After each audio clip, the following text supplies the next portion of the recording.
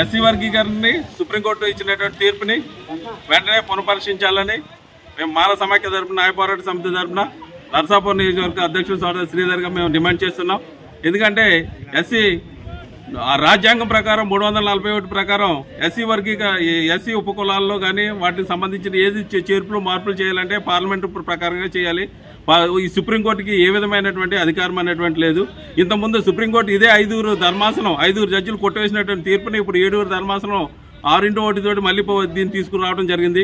ఇప్పుడు ఏ రాజ్యాంగంలో ఏ విధమైనటువంటి రాజ్యాంగం మార్పులు కానీ సవరణ కానీ చట్టాల్లో కానీ ఏ విధమైన మార్పు జరగలేదు. మార్పు జరగనప్పటికీ కూడా ఈ విధమైన కుట్రపూరిత కోణంతో ఫిబ్రవరిలోనే దీన్ని తీర్పును రిజర్వ్ చేసి ఈ ఆగస్టులో 1వ తారీఖున దీన్ని బయటపెట్టి దీన్ని ఎందుకంటే క్రిమినల్ అనేటువంటి రహస్య ఎజెండాతో తీసుకొచ్చి రిజర్వేషన్లే మొత్తం ప్రక్రియనే పూర్తిగా రూపుమాపాలనే ఉద్దేశంతో కేంద్ర ప్రభుత్వం తీసుకొస్తుంది. కాబట్టి రాష్ట్రాలకు ఏ విధమైనటువంటి అధికారం లేదు కాబట్టి రాష్ట్రాలకు అసలు ఇచ్చే ప్రసక్తే లేదు. దీన్ని ఖచ్చితంగా పునఃపరిశీలించాలని మేము డిమాండ్ చేస్తున్నాం.